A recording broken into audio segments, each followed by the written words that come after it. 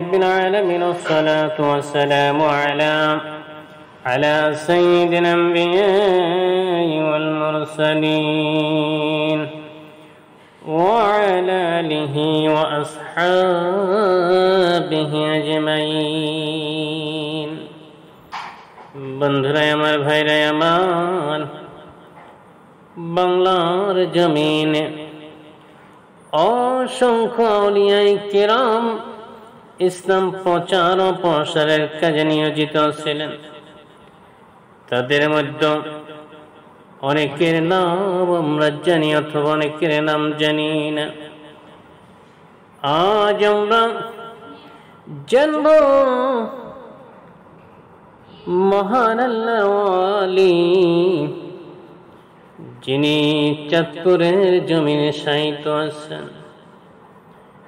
তিনি আর কেউ নয়, তিনি হলেন শাইখুল হাদিস ইমামে রব্বানী হযরত আবু নসর সৈয়দ আবেদ শাহ মুজাদ্দিদি আল মাদানী রাহমাতুল্লাহ আলাইহি।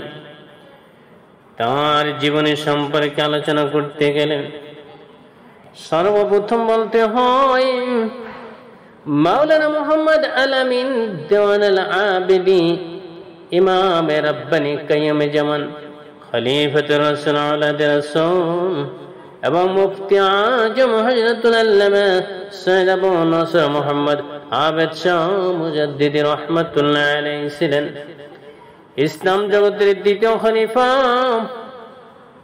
হযরত ওমর ফারুক রাদিয়াল্লাহু তাআলা আনহু এর খানদানের 41তম বংশধর। হযরত ওমর ফারুক রাদিয়াল্লাহু তাআলা জন্ম মক্কা মুআজ্জামায়। তিনি হিজরত করে মদিনায় যান এবং সেখানে বসতি স্থাপন করেন। সেই হতে ওয়াইজি আসগর শেখ আব্দুল্লাহ রাদিয়াল্লাহু পর্যন্ত তারা হেজাজি ছিলেন। তার পুত্র শেখ মাসুদ আব্বাসীয় খলিফাগণের পিয়াপিতে বাগদাদে আগমন করেন। তারপর ফারুক শাহ কাবুলি, মোল্লাম শিহাবুদ্দিন আফগানিস্তানের দারুস সুলতান কাবুলে আসেন। অতঃপর তারই বংশের লোক ইমাম রফিউদ্দিন রাদিয়াল্লাহু তাআলা আনহু হিন্দুস্তানের মুলতানে আগমন করে এবং উচ্চ নামক স্থানে বসতি স্থাপন করেন। তিনি ছিলেন সিরহিন্দ কিল্লার প্রতিষ্ঠাতা ইমাম রব্বানী কাইয়্যিমে জামান খাজিনাতুর রহমত হযরত শাহেদ শাহ আহমদ সিরহিন্দি মুজাদ্দিদ আল ফিসানি রাহমাতুল্লাহ আলাইহি তারই বংশধর। বাদশাহ শাহজাহান মুজাদ্দিদ আল ফিসানি রাহমাতুল্লাহ আলাইহি এবং তার আওলাদের পরম ভক্ত মুরিদ ছিলেন। তিনি সেখানে 1044 হিজরিতে এক আলিশান মহল ও বাগান তৈরি করে দেন। 1707 খ্রিস্টাব্দ পর্যন্ত শহরের শ্রীবৃদ্ধি উন্নতির পথে ছিল। অতঃপর যখন সম্রাট আওরঙ্গজেবের দানিত্ব বিজয়ের প্রতি মনোনিবেশ করলেন, তখন সুযোগ বুঝে শিখদের দল সিরহিন্দের উপর চড়াও হয় এবং লুটপাট করে শহরটিকে বিধ্বস্ত করে দেয়। শিখদের উত্তরণ হতে রাও পাওয়ার জন্য তার আওলাদদের মধ্যে যারা জীবিত ছিলেন তারা হিজরত করে আদিভূমি মদিনায় চলে যান। ভারতের রামপুর স্টেটের নবাব কলবে আলী খাঁ পবিত্র হজ ব্রত পালনের উদ্দেশ্যে মক্কা শরীফ গমন করে এবং তথাতে মদিনা শরীফে গিয়ে তিনি ইমামে রব্বানী সাহেবের চাচা মুহাম্মদ ইব্রাহিম, তিনি তখন মসজিদে নববীর ইমাম ছিলেন। ইমাম ইব্রাহিমের কাছে বরকতের জন্য মুজাদ্দিদ আল ফিসানি রাহমাতুল্লাহ আলাইহি খানদান হতে কিছু লোক তার সাথে নেওয়ার প্রস্তাব করলেন।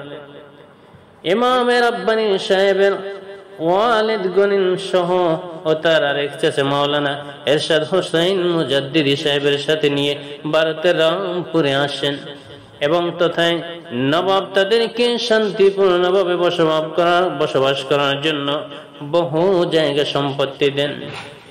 হযরত মুজাদ্দিদ আল ফিসানি রাহমাতুল্লাহ আলাইহি সুযোগ্য বংশধর হল হযরত আল্লামা সৈয়দ আবু নসর মুহাম্মদ আবেদ শাহ মুজাদ্দিদি রাহমাতুল্লাহ আলাইহি তিনি 1284 হিজরি শাবান মাসে পবিত্র শবে বরাতে সুবহে সাদেকের শুভক্ষণে মদিনা শরীফে জান্নাতুল বাকি মহল্লায় জন্মগ্রহণ করেন।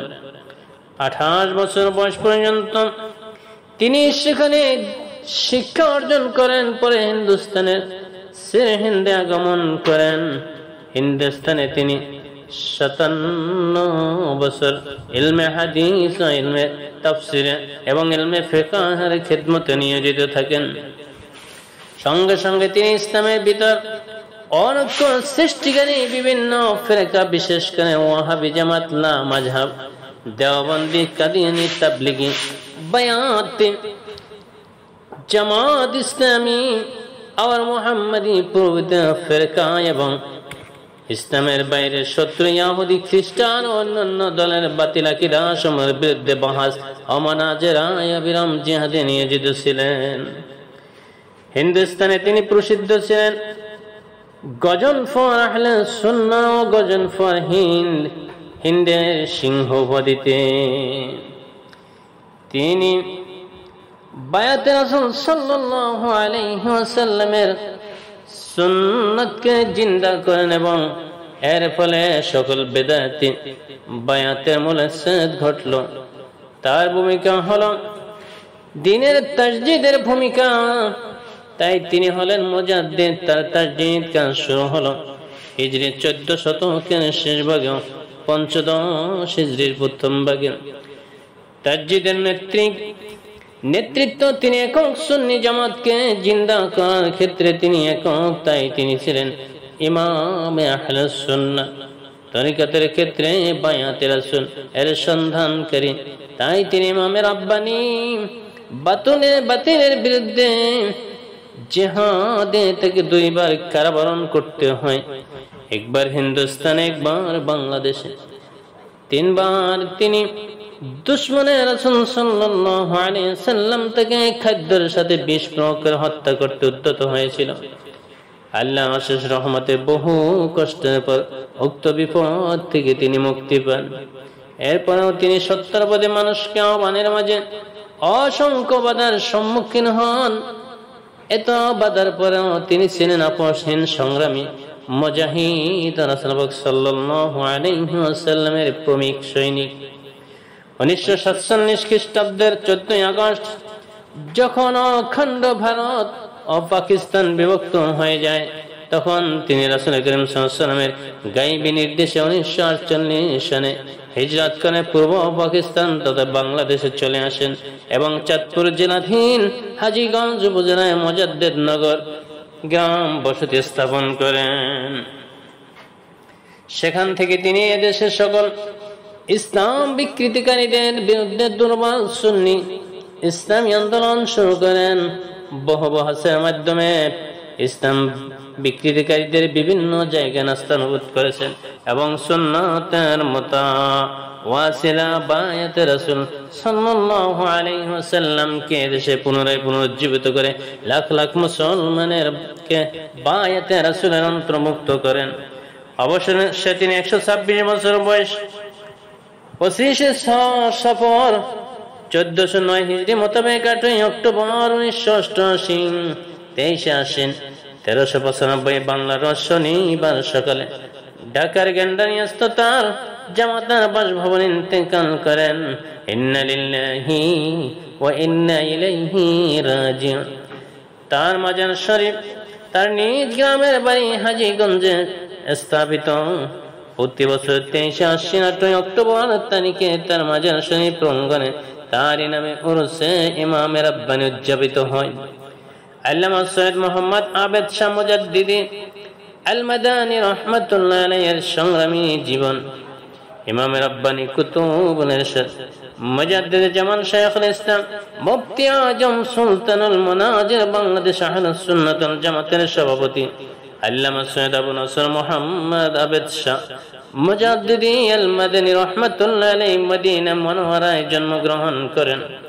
1312 হিজরিতে আপন চাচা রামপুরের মুহাদ্দিস হযরত কুতুবুল ইরশাদ আল্লামা সৈয়দ এরশাদ হোসেন মুজাদ্দিদি আল মাদানী এবং আপন পিতা হযরত মাওলানা সৈয়দ মোহাম্মদ শাহ বিন মাওলানা সৈয়দ মাহবুব শাহ মুজাদ্দিদির সহিত ভারত ইউরোপ রিসালাতে রায়পুর আগমন করেন আল্লামা সৈয়দ আবু নসরম মোহাম্মদ আবেদ শাহ মুজাদ্দিদি আল মাদানী রাহমাতুল্লাহ আলাইহি। মদিনার উস্তাদ মুফতি আহনাব আল্লামা সিরাজউদ্দিন আল মাদানীর নিকট দ্বীন ইলম হাসিল করেন। মানতিক ফালসাফা ইলমে হাইয়াত ইতিহাস ভূগোল অঙ্ক তাসাউফ প্রভৃতি আল্লামা ফজলে হক রায়পুরি ভারতের নিকট হাসিল করেন। অতঃপর মিশরের আল আজহার দারুল উলুম মাদ্রাসা নিয়ম অনুসারে পরিচালিত হায়দ্রাবাদ নিজামিয়া আলিয়া মাদ্রাসা থেকে আল্লামা ডিগ্রি লাভ করেন। অধ্যাপক মন্ডলীর মধ্যে আল আজহারের লোক ছিলেন। তিনি সেখানে আল্লামা নিসাব সমাপ্ত করেন। তারপর তিনি হিন্দুস্তানে একাধিকবার 70 বছর অধ্যাপনার কাজে নিযুক্ত থাকেন।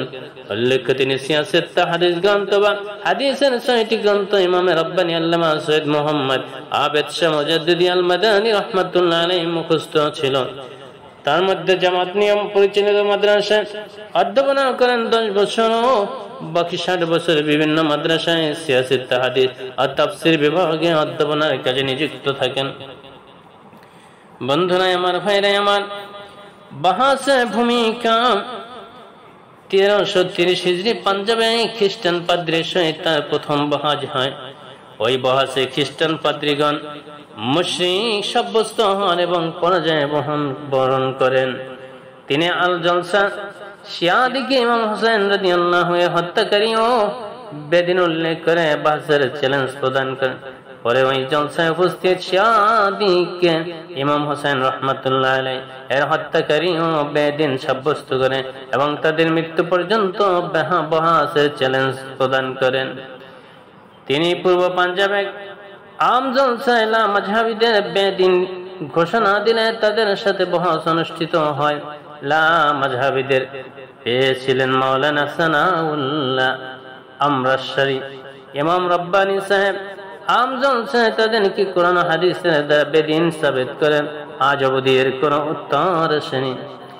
1346 হিজরিতে ইউপি শাহজাহানপুর দেওবন্দের প্রধান মুনাজির মৌলভী আব্দুল ওফাকে মুনাজির খোলা ময়দানে পরাস্ত করেন।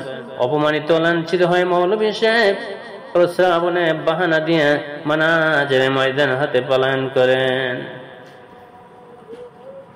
1347 হিজরি বাঁশবেরিনীতে তিনি দেওবন্দি আলেমগণকে বহসের চ্যালেঞ্জ প্রদান করেন। মুনাজারায় উপস্থিত ছিলেন মৌলভী আব্দুল হোসেন আহমদ, মৌলভী তৈয়ব দেওবন্দ মাদ্রাসা মুতামিম, মৌলভী আব্দুল শাকুর কাকুরভি। ইমামে রব্বানী সেখানে উপস্থিত হয়ে দেওবন্দি ওয়াহাবি গোষ্ঠীর হাজার হাজার আলেম পুলিশের সহায়তায় আঘাত নিদারুণ ভাবে লাগলো।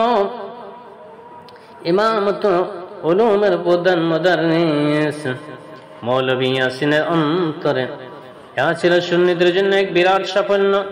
তারা এক বিরাট জলসা আয়োজন করে জামিয়া রেজবিতে তাতে অংশগ্রহণ করেন। জামিয়া রেজবির সদরুল আফাজল ওস্তাদ উলামা সৈয়দ মোহাম্মদ কাশওয়াশুরি, মালিকুল উলামা শেখ হাজিম হাদিস আল্লামা জাফরউদ্দিন বিহারী ও আহলে সুন্নাত ওয়াল জামাতের বহু প্রখ্যাত আলেমগণ সেখানে। ইমামে আহলে সুন্নাত আল জামাত আহমদ রেজা খান ফাজিল বেরলভীর জ্যেষ্ঠ পুত্র খলিফা হুজ্জাতুল ইসলাম আল্লামা কাদের রেজা খান সাহেব ইমামে রব্বানী আবু নসর সাহায্যকারী পিতা উপাধি প্রদান করেন।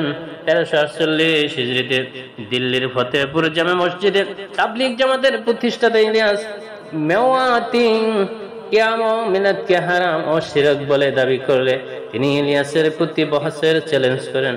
ওই বহসের অনন্য 10,000 লোকের জলসায় ইমামে রাব্বানী মুফতি আজম শাইখুল ইসলাম হযরতুল আল্লামা আবু নসর সৈয়দ মোহাম্মদ আবেদ শাহ মুজাদ্দিদ আল মাদানী রাহমাতুল্লাহ আলাইহির নিকট ইলিয়াস পরাজয় বরণ করেন।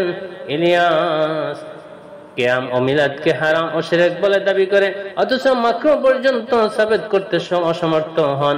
তখন ইমামে রাব্বানী আল্লামা আবু নসর সৈয়দ মোহাম্মদ আবেদ শাহ মুজাদ্দিদ আল মাদানী রাহমাতুল্লাহ আলাইহি তাকে তওবা করতে বলেন। সে কোনবোধ না করে চলে যাইতেছিল। এমন সময় সাধারণ জনতা চতুর্দিক থেকে ইলিয়াসের উপর বৃষ্টির মতো জুতা নিক্ষেপ করতে থাকে। পরে বহসের ময়দান থেকে অপমানিত হয়ে পালায়ন করে। অতঃপর ইলিয়াস ইমামে রাব্বানীকে দিল্লিতে তাবলীগ জামাত শামিল হবার দাওয়াত দেন। ইমামে রাব্বানী ইলিয়াস বললেন, ছয় উসুল বর্তমান প্রচলিত তাবলীগ জামাতের কোরআন ও হাদিস দ্বারা সাবিত করতে বলেন। ইলিয়াস তাতে অমত হয়। ইমামে রাব্বানী বলেন, ইলিয়াস, তুমি ছয় উসুলের একটি নতুন দিন বানিয়েছো।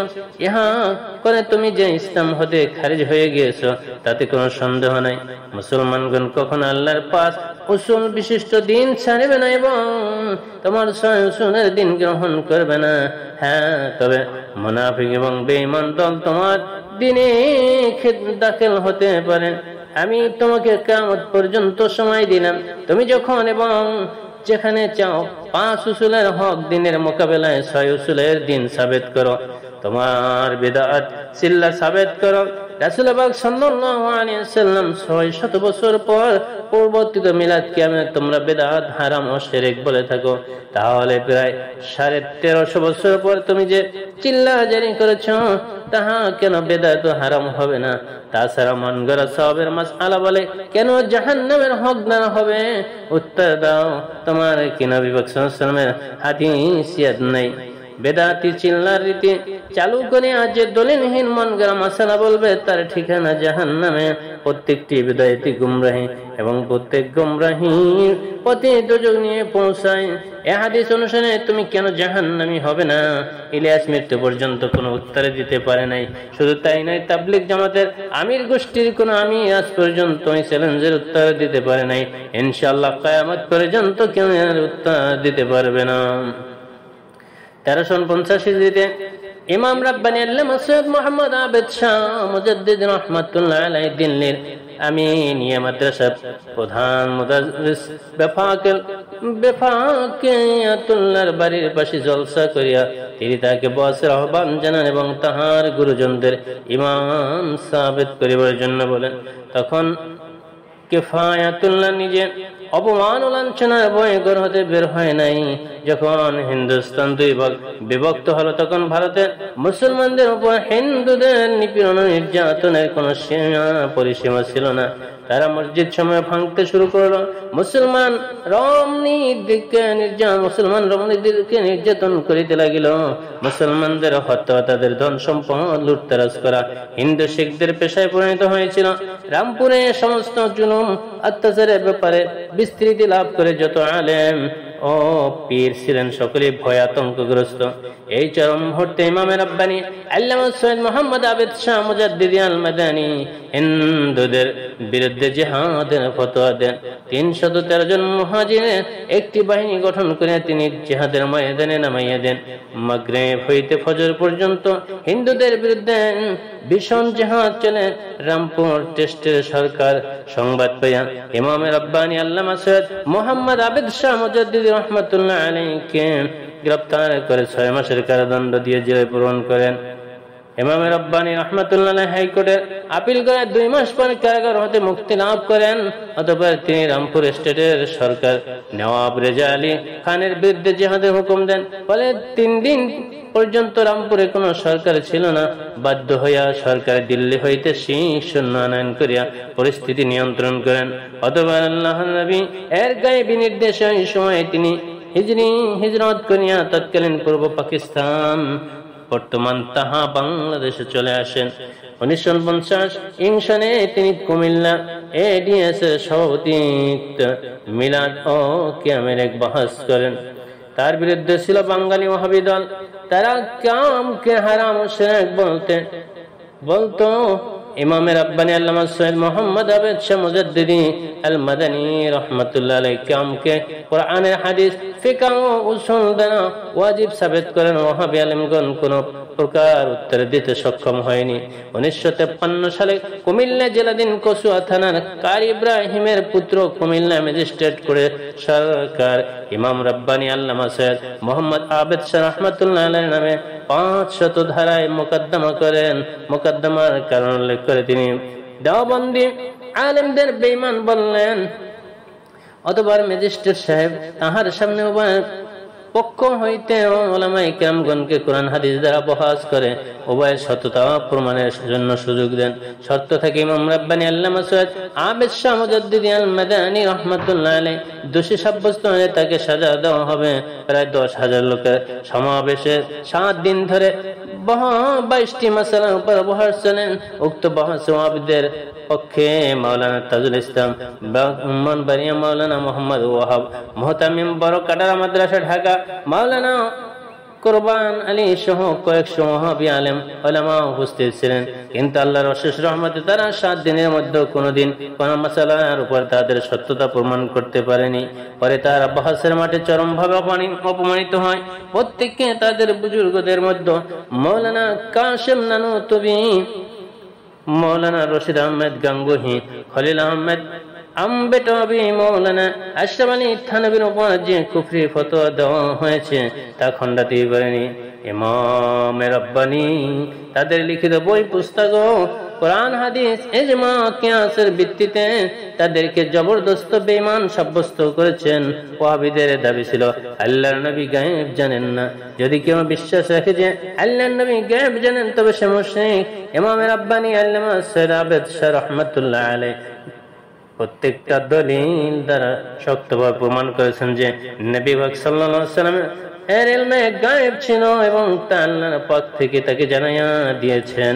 পরিশেষে ম্যাজিস্ট্রেট সাহেব ইমাম রাব্বানী আল্লামা সৈয়দ আবেদ শাহ মুজাদ্দিদি আল মাদানী রাহমাতুল্লাহ আলাইহির পক্ষে রায় দেয়া মামলা ডিসমিস করে দেন। বাংলাদেশ ওয়াহাবীরা বিভিন্ন সময় 22 নম্বর মোকদ্দমা করে ইমাম রাব্বানী রাহমাতুল্লাহ আলাইহির বিরুদ্ধে সমস্ত মোকদ্দমায় তিনি জয়লাভ করেন। 1970 সালে যখন ইমাম রাব্বানী হজের জন্য মক্কা শরীফে গমন করেন তখন বাংলাদেশে ওয়াহাবীরা সৌদি ওয়াহাবী হুকুমতের নিকট তার বিরুদ্ধে নালিশ করে। হজের পরে ইমাম রাব্বানী রাহমাতুল্লাহ আলাইহি যখন মাকাম ইব্রাহিমের নিকট বসেছিলেন তখন প্রায় 10 জন সৌদি ওয়াহাবী আলেম তার সম্মুখে উপস্থিত হয়। তারা বলতে থাকে নবী আলী আল্লাহর ওসিলা ধরা শিরক, নবী পাক সাল্লাল্লাহু আলাইহি ওয়াসাল্লামকে হায়াতুন নবী মানা শিরক, নবী পাকের ইলমে গায়ব আছে যে মানে সে মুশরিক। ইমাম রাব্বানী রাহমাতুল্লাহ আলাইহি পুত্রত্বের সমস্ত আকীদা যে পোষণ করে সে মুশরিক এবং নবী আলীর ওসিলা ধরা জায়েজ। অতঃপর বহস শুরু হয়। আরবি ভাষায় প্রায় 1 ঘন্টা বহস হয় এবং ওয়াহাবী আলেমগণ সম্পূর্ণভাবে তর্কযুদ্ধে পরাস্ত হয়। সে সময় সৌদি পুলিশ অফিসার ইমাম রাব্বানী আল্লামা সৈয়দ আবেদ শাহ মুজাদ্দিদি রাহমাতুল্লাহ আলাইহি আল মাদানী রাহমাতুল্লাহ আলাইহিকে বলেন, হে শেখ হেরেম শরীফে ঝগড়া করবেন না। জবাবে ইমাম রাব্বানী রাহমাতুল্লাহ আলাইহি বলেন, আমি হেরেম শরীফে ঝগড়া করিনি, বরং সত্য প্রকাশ করেছি। এটা ইবাদতের মধ্যে অন্তর্ভুক্ত। অথবা ইমাম রাব্বানী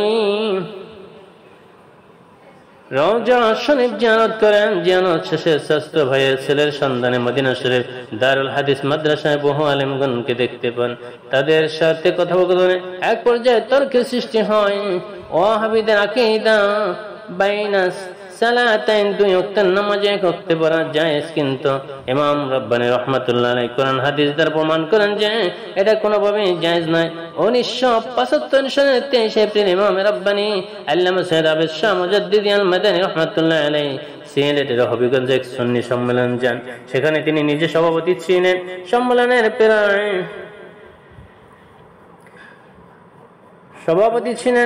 সম্মেলনে প্রায় 100 ওয়াহাবী মৌলবী উপস্থিত হয়।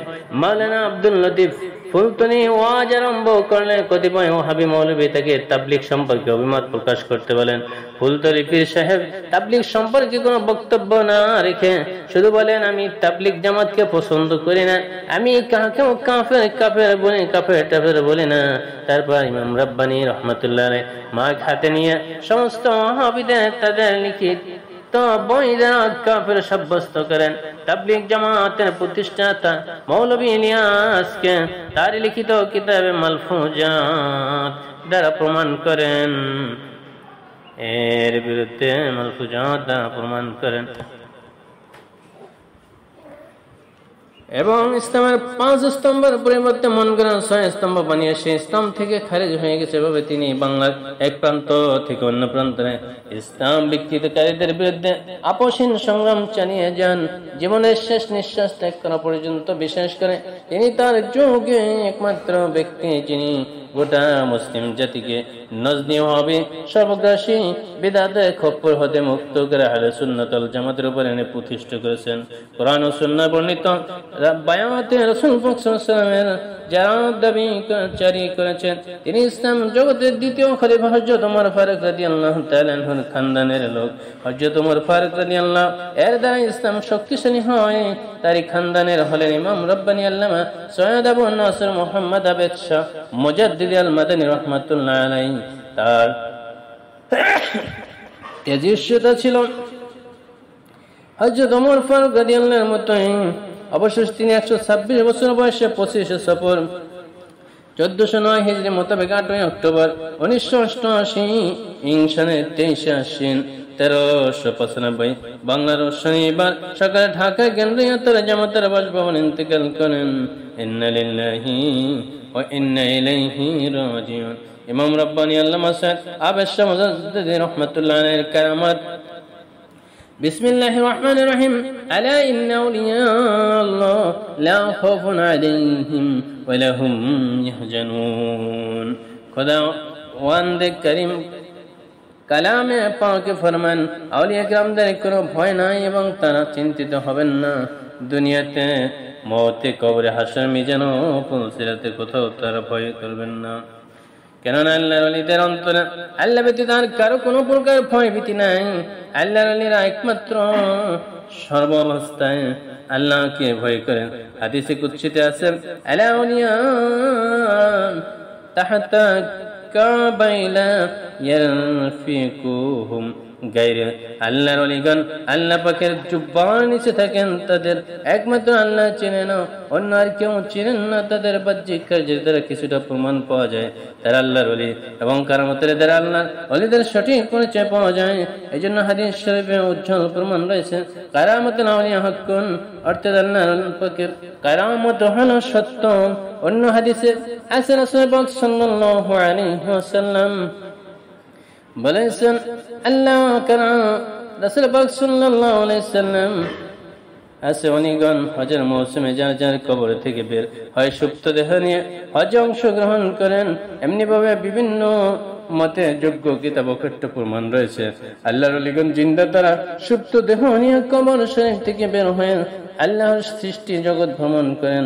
আওলাদ রাসূল সাল্লাল্লাহু আলাইহি ওয়াসাল্লাম খলিফাতুর রাসূল মুজাদ্দিদ দ্বীন মিল্লাত কাইয়্যিম জামান ফির মুকাম্মিল হযরত আল্লামা সৈয়দ আবু নসর মুহাম্মদ আবেদ শাহ মুজাদ্দিদ আল মাদানী রাহমাতুল্লাহ আলাইহি পবিত্র হায়াতে তাইয়্যিবা অসংখ্য কারামত বা অলৌকিক ঘটনাবলী সংঘটিত হয়েছে। সমস্ত কারামত ধারাবাহিক লিখতে শুরু করলে বলতে শুরু করলে বিশাল কয়েক এই ভিডিও বানাতে হবে। আমি এক্ষেত্রে একটা কারামত বর্ণনা করব ইনশাআল্লাহ।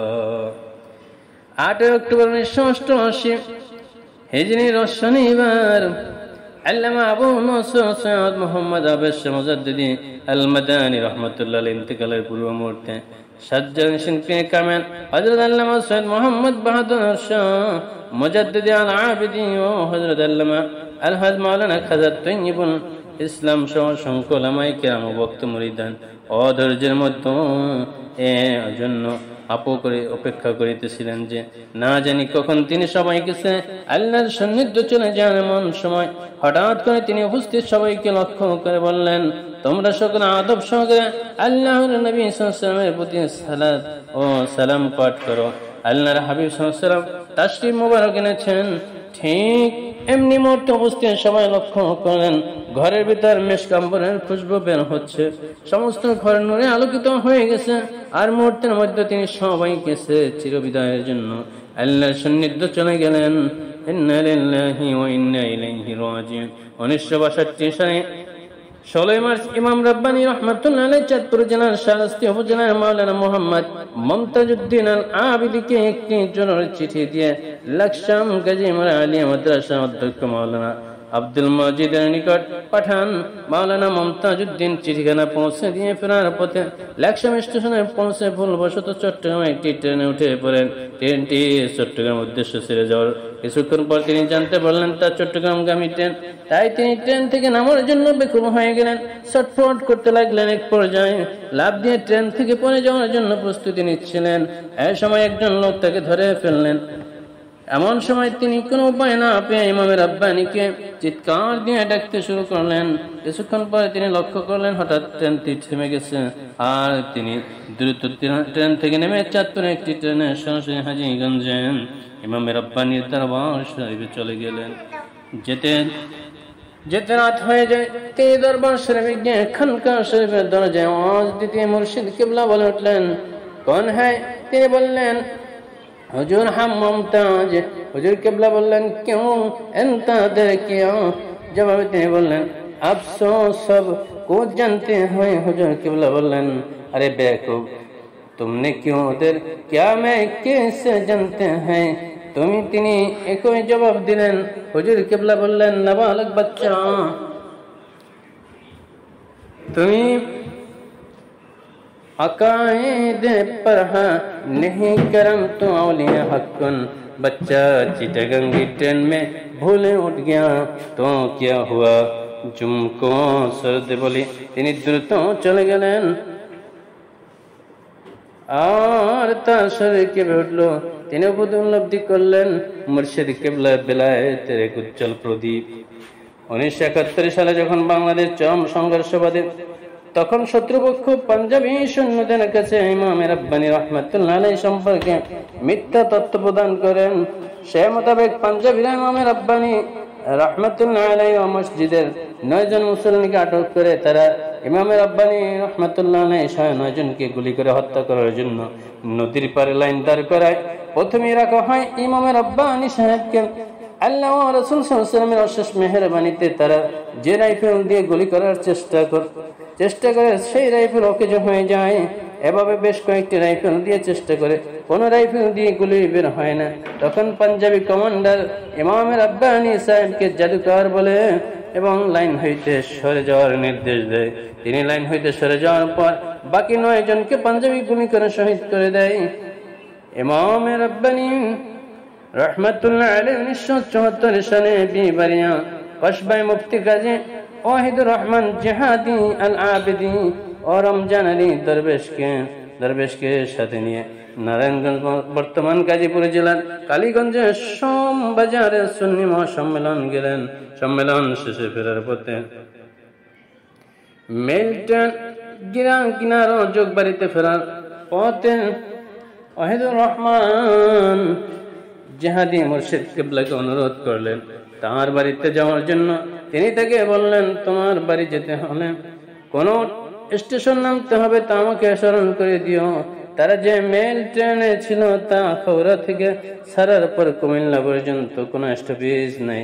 হঠাৎ করে শালদা নদীর কাছে ট্রেন আসার সঙ্গে সঙ্গে তিনি জিহাদিকে বললেন, তোমার বাড়ি যেতে হলে কোথায় নামতে হবে? জিহাদি চুপ করে দাঁড়িয়ে রইলেন, কেননা শালদা নদীর কাছে মেল ট্রেন কোনো স্টপেজ নেই। তিনি জিহাদির চেহারার দিকে তাকিয়ে বললেন, ব্যাগ হাতে নাও, চলো আমাদের নামতে হবে। এই কথা বলে তিনি শাহাদাত আঙ্গুলে মোবারক দিয়ে টান সিটে টিপ দিয়ে ধরলেন, আর হঠাৎ ট্রেন থেমে গেল। তারা সবাই দ্রুত ট্রেন থেকে নেমে পড়েন, পায়ে পরে হেঁটে পল্লা পাথার গ্রামে চলে যান। সেখানে রাত্রি যাপন করে পরের দিন সকালে ইমাম রাব্বানী রাহমাতুল্লাহ আলাইহি হাজীগঞ্জ দরবার শরীফের উদ্দেশ্যে রওনা হলেন। জিহাদি ইমাম রাব্বানী রাহমাতুল্লাহ আলাইহির কাছে মনের আবেগ প্রকাশ করে বললেন, বাবা, গ্রামে রাস্তাঘাট নেই, ট্রেনে আসা যাওয়ার কোনো ব্যবস্থা নেই, আমার জন্য দোয়া করবেন, আমি যেন শহরে চলে যেতে পারি।